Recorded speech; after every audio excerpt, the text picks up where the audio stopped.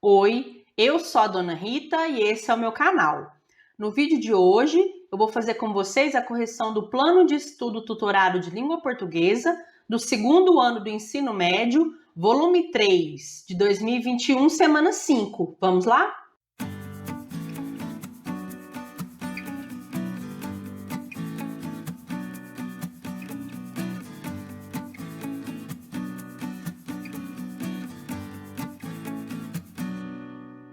Pessoal, aqui na semana 5 do PET 3, nós vamos falar sobre o romance O Cortiço, que é um exemplar aí de obra da escola literária chamada Naturalismo. Então, você tem esse texto informativo aqui sobre essa obra, né? Porque talvez vocês não tenham lido esse livro. Então, é muito importante que vocês façam a leitura de todo esse material aqui, ó, para vocês compreenderem do que se trata essa obra. Essa obra aí, O Cortiço, do Aloysio de Azevedo. Então, vou fazer a leitura só desse trecho inicial aqui para a gente poder responder às questões. O Cortiço é um romance brasileiro considerado um dos principais representantes da escola literária naturalismo no nosso país. A obra foi escrita por Aloysio de Azevedo e publicada pela primeira vez em 1890. A narrativa conta a história de diversos moradores de um cortiço no Rio de Janeiro. João Romão é um ambicioso dono do cortiço São Romão, que constrói as primeiras casas roubando materiais de seus vizinhos, junto com sua companheira Bertoleza, uma escrava que achava que era livre. O cortiço é repleto de moradores, cada um com suas histórias. Rita Baiana, Firmo, Piedade, Jerônimo, Pombinha são alguns desses moradores. Representando a burguesia carioca, aparece Miranda, um comerciante português, sua esposa Estela e a filha do casal Zulmira. O cortiço é uma espécie de retrato da sociedade carioca do fim do século XIX, que passava por uma reorganização social, além de estar se adequando às consequências da Lei Áurea, que abolia a escravidão no país. Nesse contexto, então, nós vamos responder às atividades. Número 1. Leia o texto abaixo, retirado de O Cortiço, e faça o que se pede. Eram 5 horas da manhã e o cortiço acordava, abrindo não os olhos, mas a sua infinidade de portas e janelas alinhadas.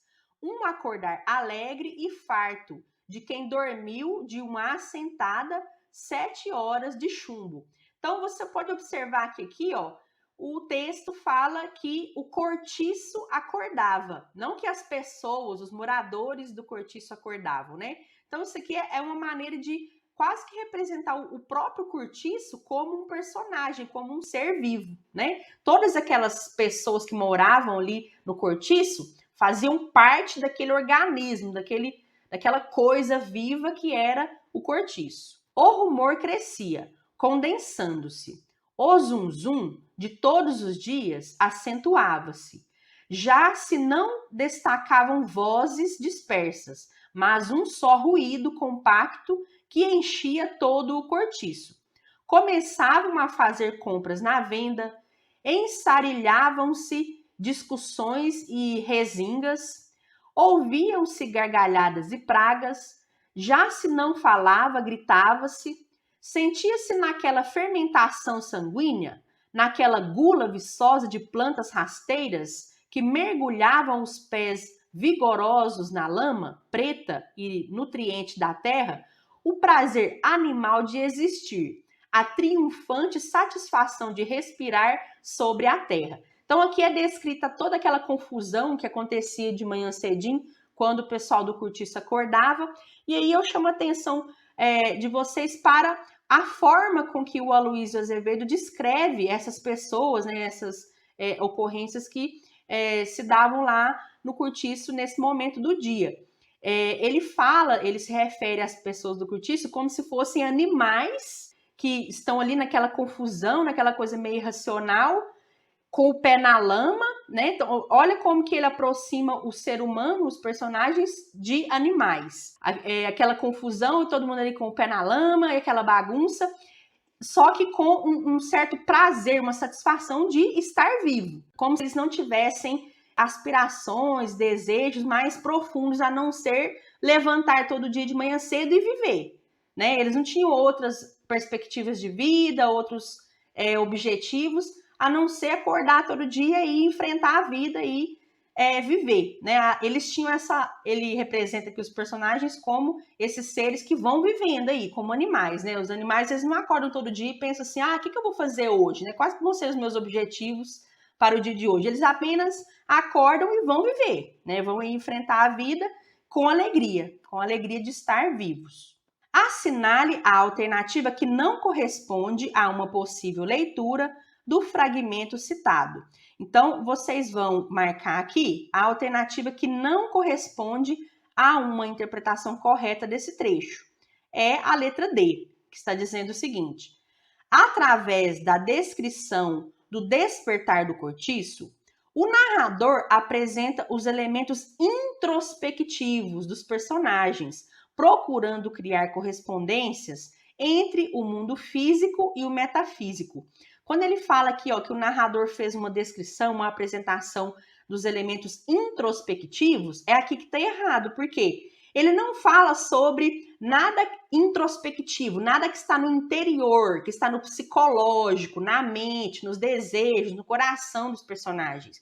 Ele fala sobre aquilo que é possível ser visto, que são os personagens andando com o pé na lama e gritando alto, e indo lá na venda fazer suas compras e tudo mais. Ele não aborda aspectos psicológicos dos personagens. Ele não fala o que os personagens sentiram quando acordaram todo dia, o que os personagens estavam pensando, o que os personagens estavam planejando para aquele dia, não. Ele só vai relatando o que é possível ser visto, o que é possível que a gente perceba que os personagens estão fazendo. Não há essa abordagem introspectiva, subjetiva, psicológica nesses textos que são do naturalismo, tá certo? Então é por isso que essa aqui está errada. Só fazer uma pequena observação aqui sobre uma informação que apareceu na letra E, que citou aqui o determinismo, né? O determinismo é um conceito científico que afirma que o meio, a raça e o período histórico influenciam o caráter dos indivíduos. Ou seja, segundo o determinismo, as pessoas são como elas são por causa de fatores externos, por causa do meio em que elas vivem, por causa da raça delas e por causa do período histórico em que elas viveram, em que elas estão vivendo, tá? Isso é o pensamento determinista. Só para explicar aqui o que é o determinismo. Número 2. Em um determinado momento da história, o cortiço pega fogo e se transforma em uma confusão generalizada. Leia os 2 fragmentos abaixo e responda o que se pede. Fragmento 1. Ninguém se conhecia naquela zumba de gritos sem nexo, e choro de crianças esmagadas, e pragas arrancadas pela dor e pelo desespero. Fragmento 2. E começou a aparecer água. Quem a trouxe, ninguém sabia dizê-lo, mas viam-se baldes e baldes que se despejavam sobre as chamas. Então, aqui você pode observar que existe uma caracterização da impessoalidade, que ninguém conhece ninguém, que não está atribuída nenhuma ação a um personagem específico. Então, existe aqui uma ideia de anonimato, tanto no primeiro trecho quanto no segundo trecho. Só que aqui no primeiro trecho é um anonimato de violência, um anonimato de salve-se quem puder, de que ninguém ajuda ninguém quer saber de quem que é aquela criança que está chorando, então foi aquela bagunça. Cada um por si, Deus por todos aqui nesse primeiro trecho, né? Então existe aqui uma ideia de anonimato, de não identificação das pessoas, e é um anonimato negativo, porque aqui ninguém estava ajudando ninguém, todo mundo estava, cada um querendo se salvar, cada um tentando ali vivenciar aquele acontecimento do incêndio, só que de forma individual, sem ninguém ajudar ninguém. No segundo fragmento, também existe essa ideia de anonimato, só que aqui puxando para um lado positivo, ou seja, do nada todo mundo começou a se ajudar. Começaram a aparecer baldes de água para apagar o fogo, para apagar o incêndio, mas ninguém sabia quem tinha começado, quem tinha aquele mutirão para salvar o cortiço, não. Então aqui também existe a ideia do anonimato, de não associar as ações a nenhuma pessoa em específico, só que aqui sob uma perspectiva mais positiva desse anonimato. Todo mundo começou a ajudar todo mundo, sem saber quem era quem, mas para salvar o cortiço. Todo mundo começou ali a se ajudar, fazer aquele mutirão para salvar o cortiço. Aí vem a pergunta. Aponte a alternativa que explicita o que os dois trechos têm em comum. É a letra E. Anonimato da confusão e do salve-se quem puder, no primeiro trecho. E o anonimato só que de cooperação e do todos por todos no segundo trecho. Então, o que esses dois trechos aí têm em comum é a questão do anonimato. Não associar as ações a nenhuma pessoa em específico, né? Só que aí com a diferença de que no primeiro trecho era o anonimato da confusão, do salve-se quem puder, enquanto que no segundo trecho é o anonimato da cooperação, que é todos por todos, todo mundo se ajudando. Questão 3. Não entra a polícia, não deixa entrar. Aguenta, aguenta. Não entra, não entra. Repercutiu a multidão em coro. E todo o cortiço ferveu que nem uma panela de fogo. Aguenta, aguenta. O fragmento acima mostra a resistência dos moradores do cortiço à entrada de policiais no local. O romance de Aloysio Azevedo representa as transformações urbanas do Rio de Janeiro no período posterior à abolição da escravidão e o difícil convívio entre ex-escravizados, imigrantes e o poder público. Isso aqui foi parcialmente explicado lá naquele trecho introdutório que explica o contexto, né, do que se trata a obra O Cortiço, né, que fala lá que a história se passa na época posterior à abolição da escravidão, em que muitos dos ex-escravizados foram viver lá nos cortiços, mas também tinham lá pessoas de outros países, né, os imigrantes, e eles tinham esse conflito entre os próprios ex-escravizados e os imigrantes, mas também esse conflito com o poder público, que o poder público meio que estava querendo se livrar também daqueles cortiços, que eram uns lugares assim meio bagunçados, né, e esse poder público, né, os governantes e a própria polícia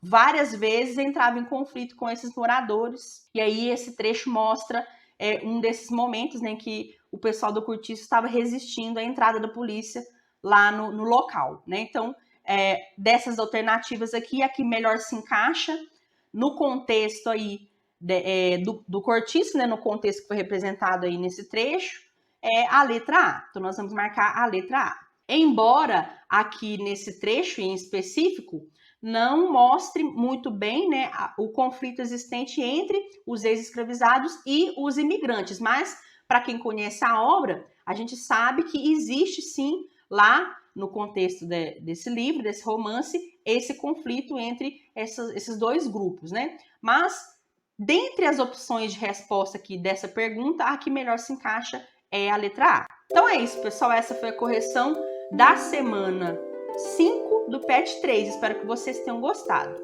Deixem o seu like, comentem, compartilhem o vídeo com seus colegas se vocês puderem para me ajudar e continuem aqui comigo para as próximas correções. Eu fico por aqui. Até a próxima. Beijo, tchau!